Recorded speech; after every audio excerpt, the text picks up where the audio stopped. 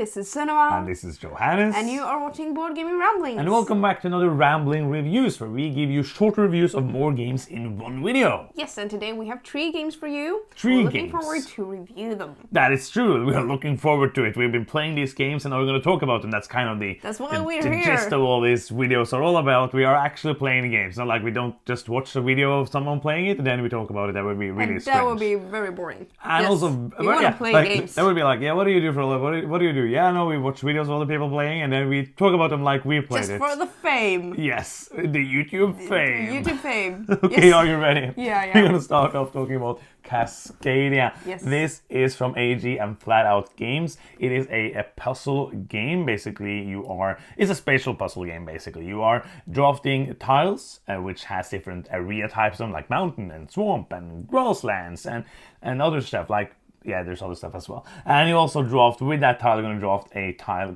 depicting an animal. And you're going to place that animal then on one of the tiles that has that animal on it, because there are going to be symbols of animals on it.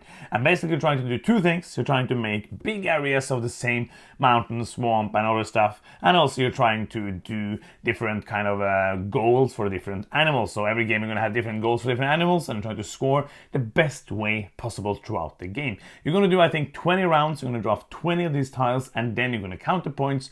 There is, then I said, there's also majority for having the most of the different mountain, swamp and other stuff, and the player with the most points is the winner. Yes, I think this is a really cool game. Yes. I really like it. Yes.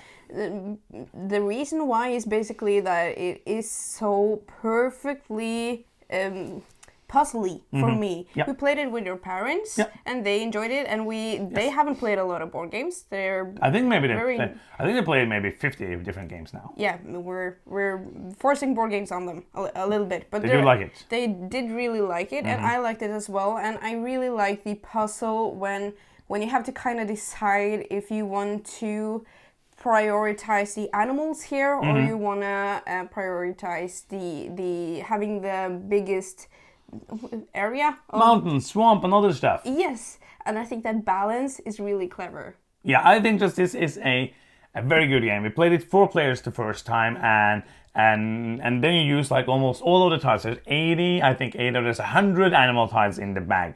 So when you play with many players, you will use most of them. So one thing I was thinking about, because I do not like randomness, because there is a lot of randomness here, because you are going to draw random tiles and then add a random animal tile to pair it with that tile. And one thing I was thinking about is, will this be too random? With 2 players, for example, where you only use 40 of the 100 tiles. And when we play 2 players, I would say I didn't think about it, because there is many ways to mitigate the luck. You can reset, you can do other stuff, and you don't really lose a lot of stuff by doing that. In some games, you're like, I'm going to skip my turn to do that. It's not like that here. I never felt like, I'm going to go heavy for salmon, for example, and then there was no salmon coming in. So I didn't feel like that at all, and that is a plus for me. Really like this game. Yeah, and it was also a more like tactical game. Oh, yeah, you absolutely. make your strategy depending on what is available to you. So if you're planning on going heavy for bears, like in the beginning of the game, you're kind of setting yourself up for failure if you have like decided one thing and not adapting to what is best then and there. And I thought that was fun with both 2 players and 4 players that we played this game with, that there were always cool possibilities available at all times that I want to have for myself and not for you to have. Absolutely, and I really like the way the puzzle changes depending on the setup, because you are going to use, I think there's 3 or 4 different for each animal, and there's some Kickstarter stuff in here as well that we didn't use, and that changed up the game. It doesn't change up the core gameplay. It doesn't change now I'm going to play completely differently, but it changes up how you draft and the way the puzzle works. Yes. So I think this will have quite a bit of replayability if you enjoy the core game, and this might be one of my favorite kind of like lighter puzzle games in a while. Oh yeah, I think maybe like we did one for Llama Land. I think I like that one better from this year, but I think this is this might be a bit meatier, like a little bit. Yeah, I like this a tad better. Yeah. I'm just going to give you my rating. That is 8.5. I think this is very, very good. That is a high rating. Yeah. I'm going to give it a 8. So that's also a high Great rating. game. I was like, wow, for 8.5, and I'm giving it 8. But that is high. It's a very good game. So we are going to cull this one and sell it. No, we're not. It's a very good game. If you get it, if you like we do love puzzle games. So Yes, this we one do. that should really work for us, and absolutely did. And it works. So that is Cascadia. Next up, we have the Loop. The Loop. This is Dr. Fow, I think. yeah. How was it again? Dr. Fow. Fow. There's Dr. Fee, something. Fow. Dr. Something strikes back. I love that. It's really fun. This is another one from Pandasaurus Games, which was first from Catch Up Games, like the one we did last time, which was Wild Space, which is also like a republishing from Pandasaurus Games to get it a bigger, that is cool. bigger, wider audience. So this is a co-op game, and I don't usually like co-op games. No, you don't. So I just heard good things about it, and that's why I wanted to play it. So this is going to be like, because for me this is not the game for me. Because it's a co-op game, and I do not like these. Usually, I do not like these kind of pure co-op games, which is just a puzzle. And it's really weird. It's so weird. This is something I have to talk about all the time, but it's so weird because in Cascadia there's a puzzle, and here is a puzzle. Yeah, that like personal preferences isn't always logical, and that is what makes us different and unique. But what you do in Loop, is that that's you're something you should talk about as well. Playing. You're doing actions like moving around, but you're also playing cards to get rid of Dr. Fow's clones, and also to complete different missions. Yeah. And what you don't want to do is to have like some negative cubes on the places. Rift cubes, like the different eras basically around the board, and you're trying to not get rifts there, so the era explodes and disappears into Ruptures, space-time. Then you lose. Continuum, I don't know. So you're working together to... It's a co-op. Yeah, it's a co-op game where and it's also kind of a deck builder because you can get more cards into your hand and try to have matching symbols so you can reactivate them and also a loop. Yes, actually. That's where the name of the game comes from. And place energy on the different eras so you can use them for more actions later on. So that is what you do in the game. Yeah, and I really like it looks really nice. It has this chute, probably have some pictures of it, a chute in the middle of the board, which you drop cubes into. It's a super small cube tower, which looks really nice. I do enjoy that quite a bit. But the gameplay is kind of, it's very easy, like not easy to win it, but it's like a very simple gameplay. Yes. You will, but you have to work together, and you have to plan, especially because of the energy cubes that you use. You can use them for movement and also use them for different of the actions you have, the cards in your hand. The cards are laid on the table in the hand in the co-op games, like it usually is, and you have to really work together to make it work, basically. Yes, it's a little bit of luck in the game, as in almost all Most co-op games. Yeah. Both in the order that the arrows are drawn in, and also like the little chute in the middle can pump these rift cubes into 3 different eras, and you don't know how many rift cubes are going to end up in which. So you can be lucky, you can get unlucky, but you're always trying to like minimize your risk basically. So what I really enjoy about this game is the simplicity of it. I thought it was very simple rules, and also the cards are very it's not a lot of text on them, and it's very like clear what they're supposed to do. So I think this makes for a very good co-op family game. Oh yeah, and I will say like this kind of like I'm gonna do like a split talking about this game, because for me personally this is not the game I really enjoyed, because it's a pure co-op game, and I try them from time to time. That's why, and this is a review copy, just to make that clear. The first one, Cascadia, was not a review copy, and like usually when we get requests for review copies of co-op games, I do say no. But I heard good things about this. I was like, once in a while, I am like, okay, let's try a co-op game again. And it really often ends up like this. But the game is really good. I love the theme. I think the theme is really fun. The time traveling theme, the Dr. Fowl, the different heroes that you can be. They look really nice. The miniature, like the different meeples, the really cool meeples, and the different items are fun. They make sense. They are really like fun, quirky items. So, and it's colorful. Like there's a lot of really positive things going for this game. And the gameplay is I had like, I was not bored. I had fun when I played. It's a simple puzzle, but it is also hard to win, and you can of course add, there's different modules you can add to make it harder, and different difficulty settings as well. But I really enjoy. I think that it is a very like the game is good. It's solid, but it's not for me. It's not for you. Yeah, it's more for me. I'm more of a co-op person than you. This is something that's also one of the reasons I say yes to these co-op games from time to time, because you enjoy them, and I would love to play this with my family, actually, because I think that would be something that they would enjoy, because we like playing co-op games together. I think this is a good game. Like 6.5 is my rating for this, and I'm not thinking that we're going to play it a lot, but that is our group. Yeah. But if you are a family or into these little lighter weight co-op games, I think this is something to really check out. So do you want to keep it in the collection? I'm not sure, because I want to keep it for a little while and see if I get like a group that enjoys it. And if I don't, somebody will have more fun with it than us. Yes, so if you have a group that you can do fun things with, then you will keep it. Yeah. So I'm going to give it a 6. I think it is an absolutely solid game. Gameplay-wise, it's just not my jam of game. Yes. But if you enjoy co-op games, I think you will enjoy this one. So, but if you don't, then you're not going to enjoy this one.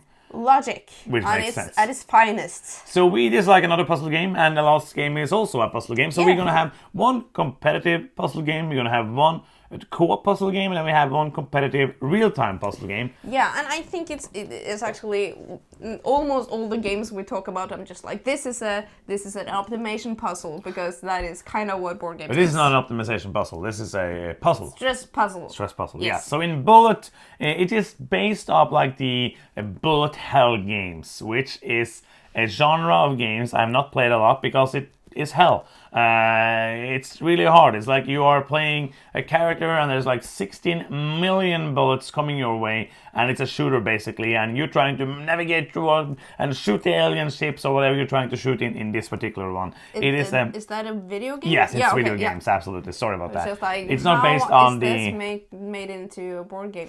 This way. So it's this is an abstraction, of course. It's not trying to make it feel exactly like that, which is nice, but it's a fun. It is colorful and nice. So what you're doing in the game is that you have timed spaces, timed rounds, basically, where you draw tiles out of a bag, and they have different colors and numbers, and you have a grid. We probably have some pictures of this, which makes it make more sense. You have a grid, and you draw. Let's say I draw a blue number 3. I had to then place it at the third open space in my blue line. So basically what you're trying to do is not to fill up your grid, because the more your grid is filled up, the more the chance is that you cannot place it in the line and it goes to the bottom and you lose a life. And when you lose enough lives, you're gonna lose the game. So that's basically what you want to do. And when you place them in there, you have different ways to manipulate, to move them around, and then you have these patterns that you're trying to make. So you're, for example, trying to make a pattern where you have a number 1 here, a number 2 here, and a number 3 there. And if you have that, then the tiles that are in between are going to get destroyed, and those are going to be sent to the other player, which is going to get, or to the player to the left, which is getting that those tiles next round. So every round you're going to get new tiles in the bag, and also the tiles that the other players destroyed. So you're trying to destroy more pieces than the other player, so they have to draw more pieces than you, so that you will not die before them, and then you will win. There's also a co-op mode and a solo mode, but we have only played the competitive mode of this game. Yes, this was fun. Also very stressful. I'm very bad at stress games, but this actually, I beat you. Yes. In one of the times. You beat me once, yes. And you're happy with that. That is a win for me. I really think that it's very satisfying trying to move these bullets, I'm gonna call it that, the little tokens with the numbers on them, around to make the patterns that you want to make. But it's hard because you're trying to set yourself up for a pattern, but you also have to, for it to make sense, you have to set something around the pattern as well, because because those are the tiles that you're actually going to remove and give to the other player. Yeah. So it's very challenging puzzle actually. Yeah. And I love that the different persons that you can be has very different playing styles. So for actually you to master a way of playing, you have to play them a little bit. So that adds to replayability. And also the songs are stuck in my head. There's a soundtrack forever. You can use. Yes, there's a soundtrack. I'm listening to it right now. You can have so a catchy. 3-minute timer, or you can use the soundtrack, which is better. It's on Spotify and Apple Music awesome. and everything. It's really good. It is, absolutely. I think this is a good game. Of course, obviously, it is a pure multiplayer solitaire game. If you do not like that, because you are puzzling your own thing and then giving pieces to other players, that's the only interaction there is. Like, there's a small thing of choosing different power-ups, but it is basically you could really, if you're really good at this, I will see that Johannes is struggling in the green column. He's not removing his bullets from there, so that's I can push out a lot of green to him, or high numbered pieces that go a long way on his columns and hopefully will deal him some damage. But we're not there yet. That requires more thinking in the time that you have, because the time flies so quickly when you play this game. And when your time is up, you don't get to manipulate the board anymore. You just have to draw from the bag, and then anything can happen if you have a lot of tiles left. So this was more fun than I thought. This is one of the few stress games that I will actually enjoy playing with you, I think. And that is saying a lot, because you're very good at stress games. So so fun thoughts. Yes. Yeah, I liked it. I think it's fun. I am a bit unsure if I need to keep it, because there is just so many games, and I think it's a good game. I know, like, I heard a lot of good praise for the solo game, which makes sense. This was one. Yes. After we played it, I almost thought about sitting down and playing it solo, which is like high praise for me. That's the closest I get to playing solo most of the time, because we play a lot of board games. So I don't feel the need to play even more board games alone when you're at work and I'm doing nothing. I do work sometimes, just not all the time. So I think it's a good game. I think it's a fun game. I'm going to give it a 6.5. I think it's good. It has some really nice things to it. It's not just one I need to own. This is a game that I would love for having an app for, which is like taking it back to the video game that it came from. But I really like the puzzle, and I thought it was really satisfying to get better at seeing how to move pieces to clear the patterns, and also starting to getting quicker to think about those things. So this is a game that feels kind of like a video game, and that it makes sense. And I enjoyed it, so I'm going to give it a 7. It's a good game. Do you want to keep it? I'm unsure. I really want to keep it, but the way you're talking about it, we're not going to play it. No, but that's every game we have. But we can keep it for now, and then not put it on the pile. Waiting for an app. Waiting for an app. Yeah. Probably not going to happen, but yes, because it's already based on a video game. And that are 3 more games getting reviews. There's so many games we want to talk about. So we are going to probably do more of these and doing some first impressions video and all of that, just to talk about games that we have played, because that's kind of the point of the channel, like looping around to the beginning of the video where we talked about that. Back. Yes. And Essen is soon, Spiel, and we're going to get a lot of games from there. Going to play games. So it's going to be a lot of games. And there will be videos about games. And that's why you're here. And if you are here and you have not subscribed, you can do so now by clicking the button that says subscribe. Yes. If you also click on the bell button, which jingles when you click on it, then you will get notifications every time we put out a video, which is 2 or 3 times a week, which is awesome because it's cool with videos. If you like us. Yes, if you hate us, you probably not want to click that. Probably those not guys again, new video. Again, why do they make more videos? Stupid persons. It's impossible to unsubscribe. Stupid people from Norway, do not learn them how to unsubscribe. We will lose all our subscribers. And that is the end of the video. Thank you so much for watching. I'm Johannes. I'm Sunniva. And you've been watching Board Gaming Ramblings, and bye-bye.